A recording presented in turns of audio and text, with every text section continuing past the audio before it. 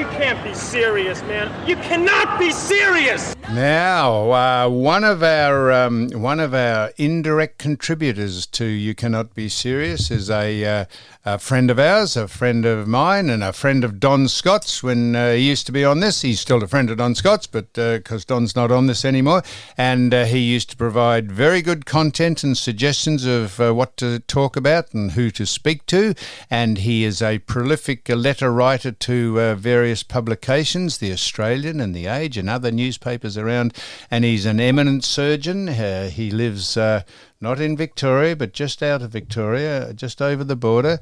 I'm not sure if he's still working. Don Scott, when he was on, said he got a bit shaky and people weren't game. I just taken the piss out of him. That wouldn't be right. But he's a eminent orthopaedic surgeon, and we've rung him today because he wants to speak about other things, but he wants to tell me why he thinks Kamala Harris will be the next president of the United States. Usually I slug this out with Dickie from Muff, but this is a whole different aspect of this, and we welcome to the microphone, we welcome to You Cannot Be Serious, the great Dr. Barney McCusker. How are you, Doc? Very well, Sam. I was just reflecting on how long I've been annoying you, and it's around about 25 years. You and I first met in a little country town called Sanford when you were in your 40s, and you and Tony Shaw had come to do a football night, and I turned up dressed as a Catholic priest along with one of my mates. And at question time, I asked whether you wanted to repent about your sinful past. And I think you remember that. You gave me, thinking I was a Catholic priest, some advice that I couldn't take because we had actually taken a vow of celibacy. But and now you want me to come on and raise our bluing to a whole new international level about Kamala Harris and Donald Trump. Well, we'll just get on to them in a minute because I did ask you, you said, you did text me, you said, would you like me to tell you why I think Kamala Harris will, and I said, I'd love you to do that because we'll have a very respectful and interesting chat about that. But first of all, You've come up with some very good suggestions. I just off the top of my head, one of them was how when when there's big music festivals and there's drugs rampant by the youth that go to them and the mica ambulances and the people who treat all this, all the drug overdoses have to turn up and do this. You had a very good suggestion on how governments or people who run these music festivals could stop this happening. That's a very disjointed way of asking you what you were talking about. I'm talking about a license. And in fact, it's not really my idea. It was Margaret Thatcher. She was going to sort out the hooligans of London. In fact, 4 clubs. There was Arsenal, West Ham, Chelsea and Luton. And she went to those people and she said, if you people don't get your act into gear, I'm actually going to introduce a license where you actually have to prove your worthiness, just like a driver's license or an aeroplane license. You have to prove your worthiness to go to these matches. And that's the same with, and they sorted themselves out very quickly. You see, I don't believe, and I find it hard to believe that people need mind-altering drugs to actually enjoy a music festival. I don't know how many symphony orchestra goers need mind-altering drugs to enjoy the Melbourne Symphonic Orchestra and every other orchestra around Australia. And I don't believe we can actually alter people's wanting to be risk takers and take drugs. I'm not saying that. What I am saying is we can actually stop them using drugs within that venue and actually, dropping dead from overdoses in that venue. Yeah. Dropping dead from overdoses outside the venue, I have no control over that, but we can do it if we have a licensing A and B. If you have a good drug record, you go in through gate A. If you don't have a good drug record, you go in through gate B and you get absolutely searched. And if you are found... Doc, hang on, Doc, and just a minute. So You're not living in the real world if you think that people who go to festivals and that going along for the music, they're going along to have a good time and get shit-faced and stoned and absolutely fly blown off their heads. A lot of them. That's why they go, because the music is incidental. So that's the way of the world at the minute, with all the drugs and the fentanyl and all that and all the concocted nonsense that makes you ill. But how do you determine which gate you come in? Who is going to say, unless you have been had a drug record, how do you stop people taking drugs or bringing them into a facility, a big music festival? How do you actually physically do that? All right. You go in through, like you and I, we don't use drugs. Well, how do the people know that if you're walking towards a gate? Yeah, because the police will tell us. The police will tell us. Now, they have no police record. Now, if you have a police record and you've had a record with drugs, you're going through Gate B, you get absolutely thoroughly searched. Now, the next thing is, if you're in that venue and you're found with drugs, you are not only taken in front of the courts, because it is actually still illegal, but you actually lose your license to actually buy a ticket for any venue inside that state for the next 5 years. And that's how you slowly weed these people in. It's what Margaret Thatcher was going to do with hooligans. If they lost their license, they didn't go to a football match for the next 5 years. And that's how they cleaned it up. And that's a simple. Now, the fact is, what my suggestion is never going to get up. New South Wales don't like it. Victoria don't like it. I've never asked South Australia. We don't have big music festivals. We're not a big enough state. But if the government of the day is serious about doing this, that's what they do. But they're not serious about doing it. They want, and now we have Queensland wanting to have drug testing for schoolies week. Give me a break. And then and they didn't even take breath. In the same breath, they said, "Oh, and we're not condoning drugs." Yes, you are. If you have drug testing in schoolies week, you're saying to these little darlings, "You come along, we'll test these drugs, schoolies." We're talking about 17-year-olds, 16-year-olds, 17-year-olds. They're condoning drugs. Yeah, I'll tell you that.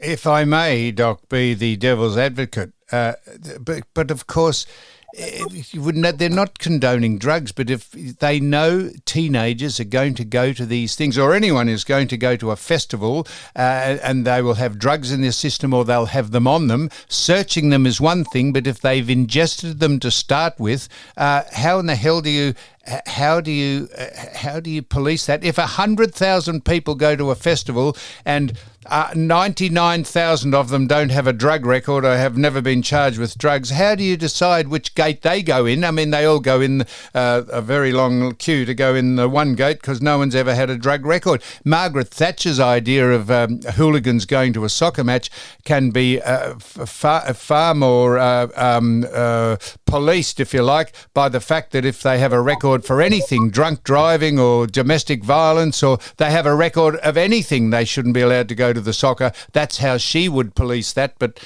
to say that you police people taking drugs, the only way you can do it is have a whole lot of dogs go around sniffing everyone and lumbering them if they've caught on them. And saliva testing them, just the same as when you're picked up in your Lamborghini, and they get you to blow in the thing, and then they lick your tongue. You know, they're looking for drugs. Yes, and that's the way you do it. That's one person, Doc, but if you've got 100,000 people going to a festival, you can't saliva test 100,000 people walking through the gates. No, you don't. You, if the dog shows interest in you, or if you think that if the police officer going around thinks that this person may be under the influence, they get tested, and 99% of them will pass the test. So you're not wanting to pass, you're not wanting to check everyone. It's just that you're slowly going to weed them out and make it harder and harder to have drugs in that venue. All right. And you'll therefore decrease. Now, but I can assure you it will never get up. Now, no, fair enough. Now, just one other thing before we get on to why we are going to have a chat. So I see that there's a breakout of Legionnaire's disease down. We saw that down in, I think, Victoria. There's about 8 cases of Legionnaire's disease, and they described the exact symptoms, I think, the exact symptoms that everyone was saying you got when you got COVID. Is this just another... Have we completely? This is just a question from without notice. Have we completely overstated the seriousness of COVID as opposed to any other disease or malady that people get? And now, if you get sick and really crook, people say you've got COVID. It's COVID and Legionnaires. Legionnaires are bacteria, COVID is a virus, but there's still something that's going to insult your body, and you're still going to get very similar symptoms, overlapping symptoms from both of them. Have we overstated COVID now? We're still learning a lot about COVID. I mean, COVID has become a background noise in our community, and it's circulating. And because we've got a fair amount of natural immunity, number one, and secondly, immunised immunity, COVID is becoming less and less of a problem. They're now taking masks off. They're now taking masks off in the hospitals. They're now saying to health workers, you don't have to be vaccinated. 2 years ago, you lost your job. Now you don't have to be vaccinated because we realise that there is so much natural and immunised immunity. It's just a bit of background noise now. So I don't think COVID is the big issue it was a few years ago. Now, and you just said, this is from the layman's question, Doc, you just said that bacteria, Legionnaires is caused through bacteria. Did you not say that? I did. And Legionella. Yes, and yep. A virus is... And you can actually treat that, you see. Yes. You can actually treat that with antibiotics. Whereas COVID is a virus and you can't treat that. And so a virus is contagious. That means it can be passed from one person to another, but bacteria can't. Is that right? No, they're both contagious. Well, they're both contagious. So contagious means that you can sneeze over someone or touch them. Correct. Contagious what's the other one that pass it on? What disease can't be passed on? Things like cancer or not a disease. Yeah, you can't pass on really cancer or MS or motor neurone disease or these degenerative arthritis of the joints. You can't pass that on. But these are but you can pass on, and you can't actually pass on malaria. But malaria has to be passed on by a mosquito that bites carrier. The malarial victim. A carrier, that's right, a vector. Right. So, Doc, does that explain it? Why is Kamala Harris going to be the next president of the United States? I don't know if she is. What I really said to you is I want there to be a contest of ideas, and Kamala Harris has none. I thought. No. Let me finish the sentence there, Sammy. What I've said is that I believe the American people deserve better than Biden and Trump. I thought both of them should go. I thought we should have Kamala Harris and Vance, and that would be a contest of ideas between the Republicans and the Democrats. You and I don't have a dog in this fight, and so really it's really a matter of linguistics here. But I really am pleased that they've got rid of Biden. I think the Republican message that Trump is trying to get through could be better got through if he had a change of style. Unfortunately, when Trump gets up to talk, it's a fair amount of personal vitriol that he spouts out. He's more like Don Rickles doing a stand-up comedy act. And then, standing up and saying your opponent's dumb for an hour is not a contest of ideas. I want him to talk about the good things that he has done. And he has done some good things, if you can pick it out. He's done some good things for the economy, for the energy sector. He's actually done some good things with North Korea, but we haven't solved that. He's also failed in some areas. I mean, he said that America was going to have a wall along the Mexican border, and he was going to get the Mexicans to pay for it. That didn't happen, but it didn't happen with Biden either. So they both failed on that one. So what I really want is a contest of ideas. Well, that's really what I want. So you're saying that at a rally that Trump gets 100 or 50 to 100,000 people to, or 25 to 50,000 people to, and the fact that he gets them there, I would rather go and see Trump than watch any performer currently going around. He is entertaining. He is hyperbolic. He says outrageous things, but amongst the whole thread of what he speaks about, he talks about energy and employment and the border and international relations and unemployment. He talks all about those things, but he just entertains people. And I hear what you say. You say he has you'd like to hear a debate on ideas. Kamala Harris has not had one idea that's come out of her brain. She is fed all the talking points. She reads off a script. If you've heard her speak off the top of her head, she has what's known as a word salad of nonsense. And there is chapter and verse about the crap that she has spoken as vice president. And they are now starting to push back and remove off social media all the adverse things she's said about police, the economy, and her being the border czar. Biden appointed her to look after the border, and under her jurisdiction, about 10 million people have come across the border, and they're now saying that she never said that. They're now scrubbing all those words off the social media to try and make her look as though she's not a Biden acolyte. I say, Doc. Let me say, with a large amount of what you've said, or a fair amount of what you said, I agree. And here is the point. It's the press. If you went to a Trump rally and you took out all the vitriol, you would actually find a lot of pearls in there. Yes. And the problem, that's right, and I agree with you. The problem is our press. Let me bring you right back to 1863 and the Gettysburg Address. Abraham Lincoln got up and he spoke for 2 minutes, 268 words, 2 minutes, a speech that has gone around the world for 160 years. The person who spoke before him spoke for 2 hours, and no one can remember what he said or who he was. His name was Edwards, but no one knows that or remembers that. The problem, here's my point. I'll just turn the engine on.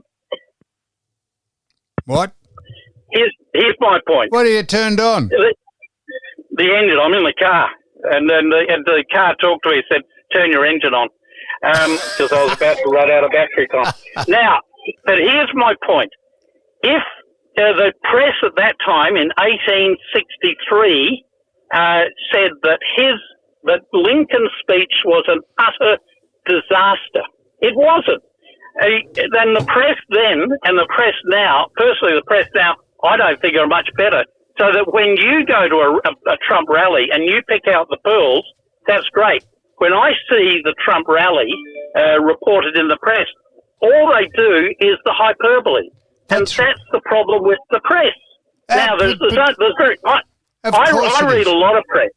I read the right-hand side. I read the left-hand side. I watch ABC. I watch Sky, etc. I try to look at it all. And there's very, very few commentators of the press that I actually, bear witness with. I mean, there's Greg Jennett on the ABC. There's Chris Ullman and Simon Benson. There's Henry Ergath. I read things like the Wall Street Journal. I mean, I'm going to send you this article, Sam. It's from the Wall Street Journal, and it's by Daniel Henninger. Now, that's someone a lot of your people would not have heard about. I've heard of him. And it gives you've heard of it, good. Yep. It gives a really balanced view between Kamala Harris and Trump. It says that this election should be won by Trump, and it's his to lose, and it will be decided on seven particular states in America. Because, you see, Trump, he won 2016, but not by much against Clinton. He lost to Biden. People dispute that. Yeah, but I dispute not by that. much. Yeah, no, I agree. People dispute that. All the people who invaded Capitol Hill dispute that too. And in general in America, Democrats and Republican things, once again, I don't have a vote, you don't have a vote, are usually pretty close. So what I really want the various incumbents is to actually debate the issues. But here's an interesting point. But they can't debate the issues, Doc. Biden couldn't debate them because his record has been abysmal, and Harris is she is just a charlatan. You talk about Doc, Trump abusing the opposition. The media went out for him from 2016 when he came down the escalator to announce his candidature for the president. They have impeached him. They've belted his family. They've tried to bankrupt him. They had bogus court cases over absolute nonsense, and he's still there. And you imagine Kamala Harris going and speaking to Xi from China, to Kim Jong-il, to Putin, to the mullahs in Iran. Imagine that moron going and she is nothing more than a talking bloody... She is the most incompetent person, and they say she's it's going to be great because she's an African American, the first black. She is an Indian Sri Lankan is who she is, and if I can slag Biden for saying just what a dopey, she lied about his mental acuity. This is not a sexist rant against Harris because she is in the same bed in colloquial terms as Biden. She railed against the police. She started up a fund to get people bail so that they could get out of the most horrendous crimes they committed after George Floyd. She has targeted people who smoke marijuana when she put those people in jail when she's actually admitted to smoking it herself. She is an absolute walking charlatan, and she's a disgrace, and how anyone would fall for that woman is beyond me. Let me tell you two things, Dan. Firstly, when you run this tape back, you'll hear that I haven't actually slammed anyone. I haven't slammed Trump. I haven't slammed Kamala. I haven't slammed anyone, number one, and I've tried to speak to the issues.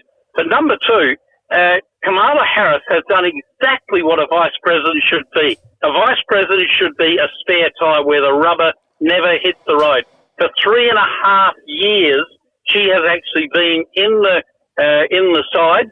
She hasn't been mainstay. She left that for the commander in chief, and she's let Biden do the running. And she has never made any public comment on any public issue of any note. And that's what a vice president should do. That's what Bush was when he was the vice president. That's what Biden was.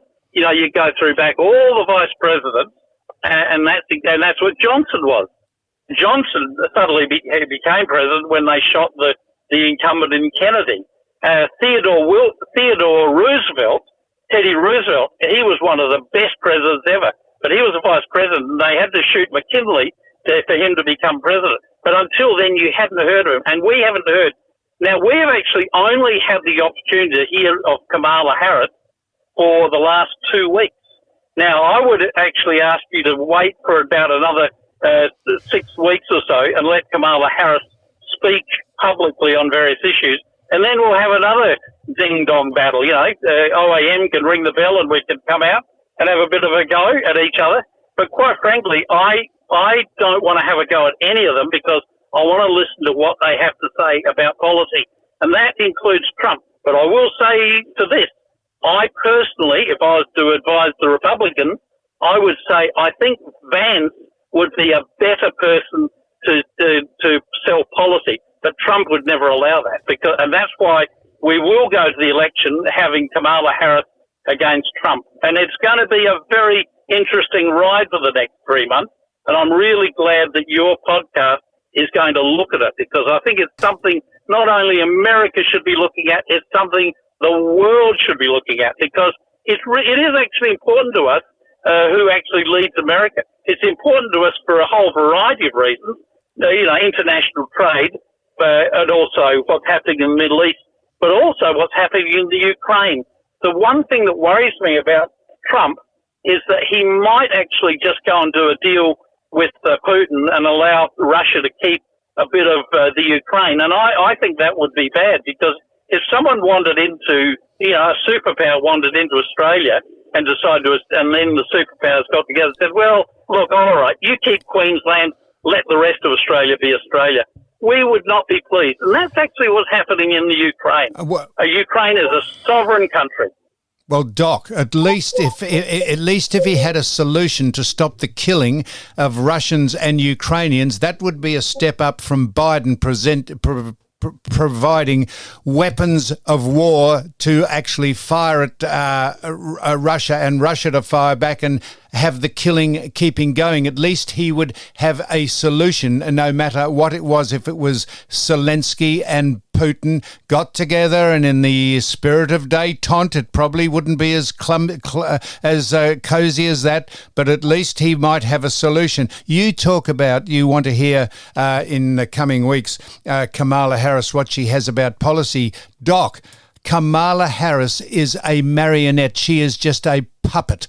She is fed the lines of what to say. She reads them off a teleprompter. She could not engage in a one-to-one debate without any prompting and any notes. She is a moron. And to say that she wasn't in charge of the border, I've seen Biden at a press conference saying that he is putting Kamala Harris in charge of the immigration on the border. They are now pushing back on that, but it's written, it's in stone, and they keep trying to placate. She said she wants to defund the police, but she's strong on law and order. How could you have two contradictory terms, two sentences like that? She lied about Trump saying there'll be a bloodbath if he loses the election. Trump didn't say that. He said he was speaking to the auto workers. He said if the Biden gets his way and electric vehicles take over the motor industry, there will be a bloodbath amongst the auto workers because they'll all lose their jobs. He didn't say there'd be a bloodbath in America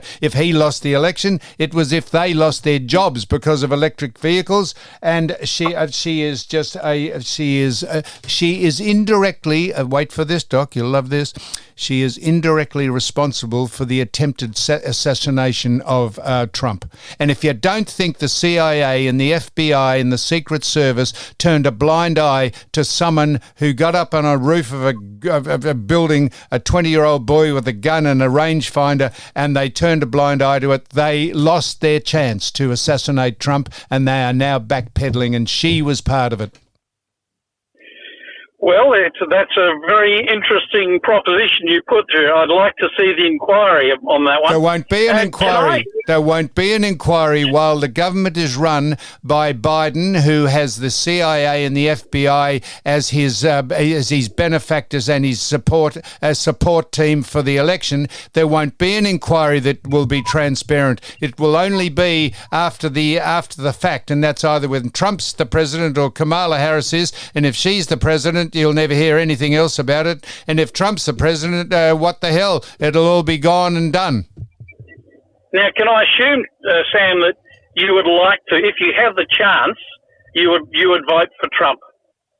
I would what? Well, if you have the chance, would you vote for Trump? I would. Okay, that's fine. Have you sent him any money? I haven't, Doc. That's a very interesting thing you say. You just said we have no skin in the game. I have no idea really why I'm so interested in this.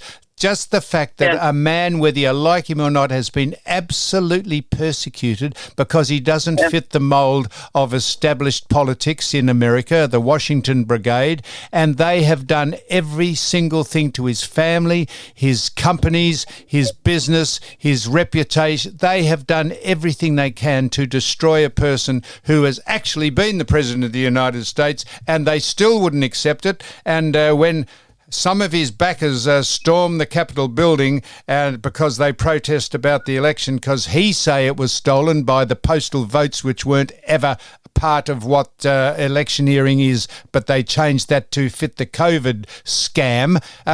That's the only reason. I don't know how any person could put up with that, but he has, so I think he's a star. Well, let me put it this way. I come back to saying what I said, and I don't dag anyone. I'm glad I've given you the chance to ventilate your feelings, and I think it's really good that you've got them all out. Now, here's the bottom line.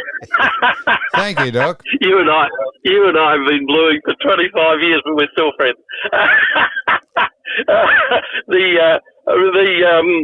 Like that time I tried to give you a birthday cake for your 50th birthday. I thought I was going to wear it that day. Here's the bottom line. I really think you should put your money where your mouth is. I have actually sent money to Kamala Harris because I want to see her actually present to the American people and the world, because we're benefactors of that, the possibility of what she would come to offer the American people if they vote Democrat.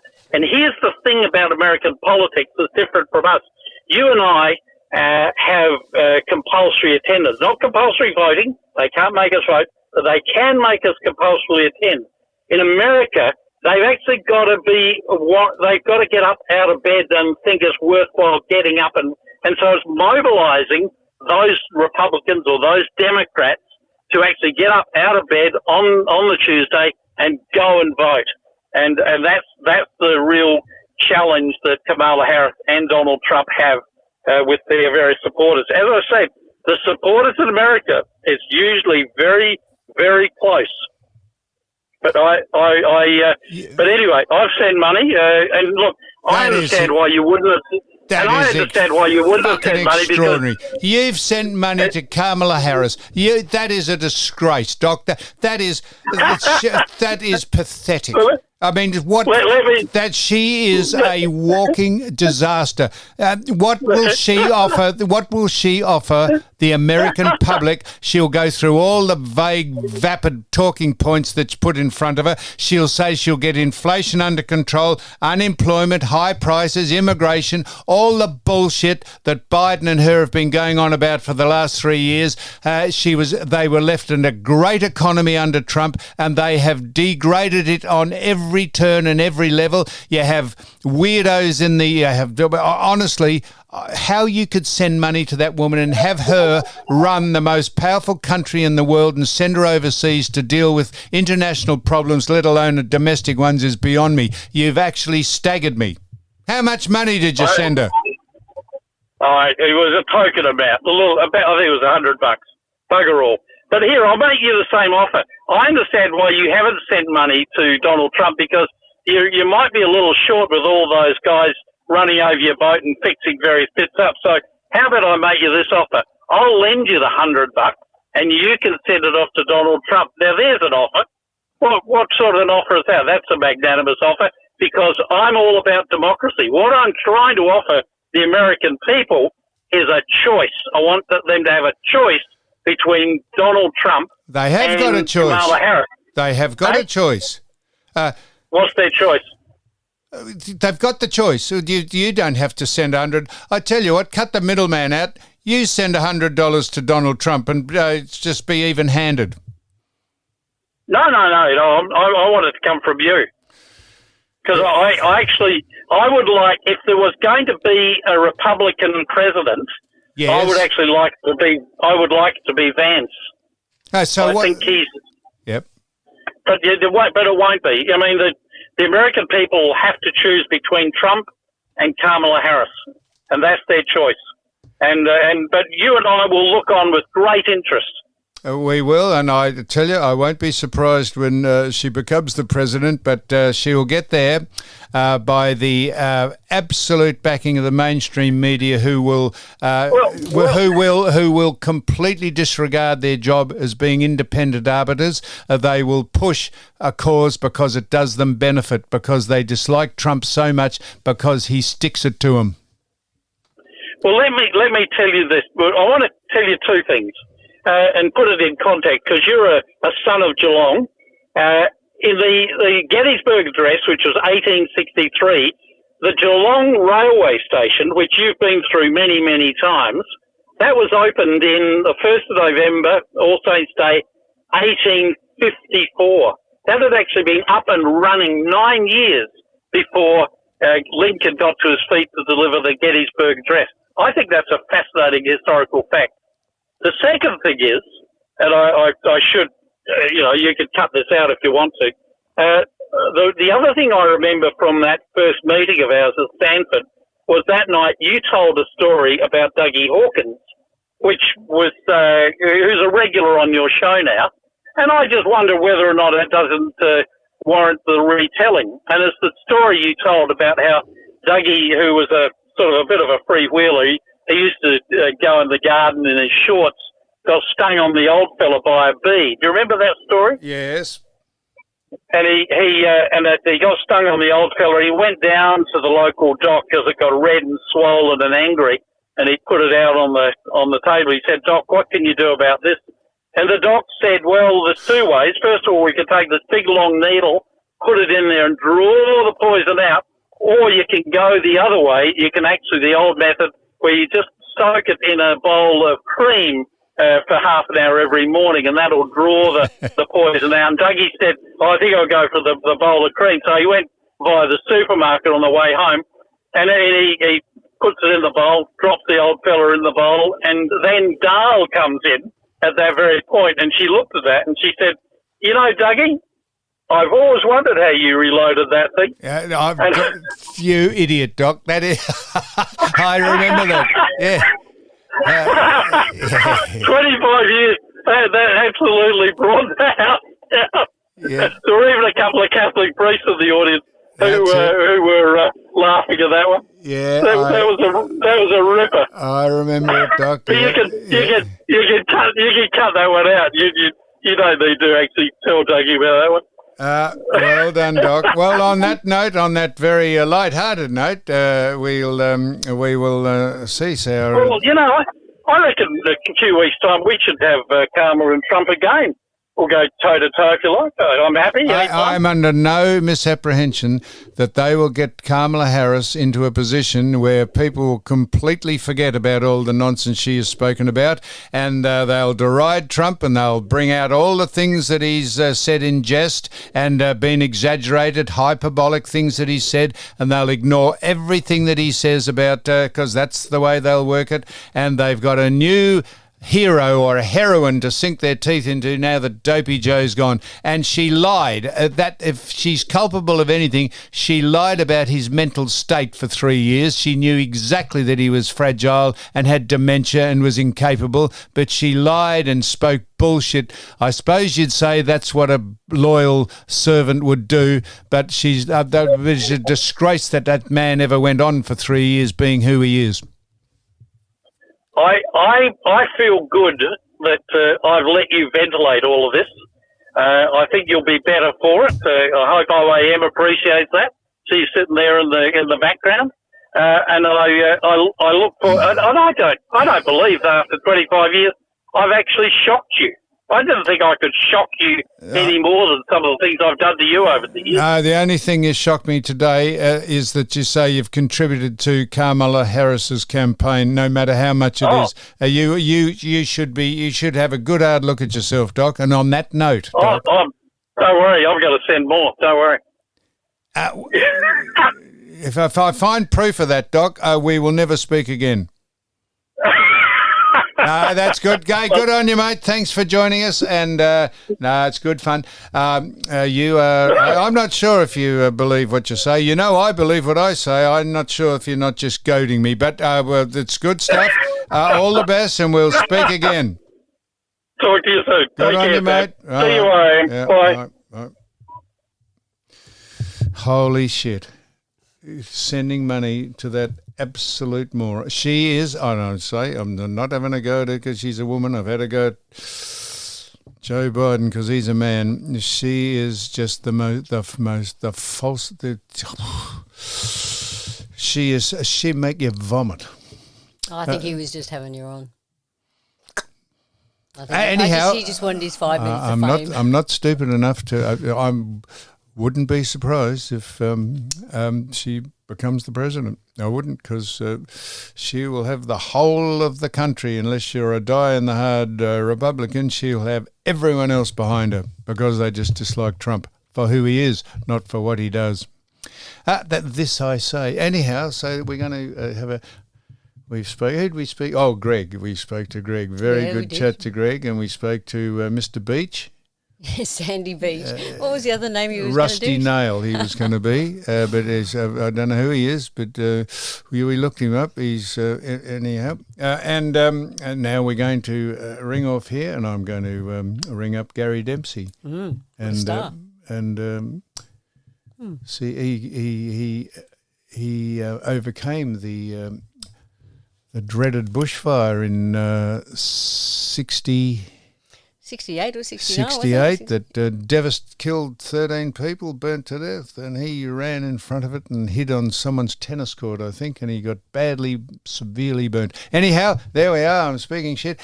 So that's it from the Dr. Barney McCusker, and so that was just a difference of opinion from Dick, from Muff, who we usually have on, who we just recites chapter and verse about what's going on, but Barney at least got me going. So good on him. So that's it.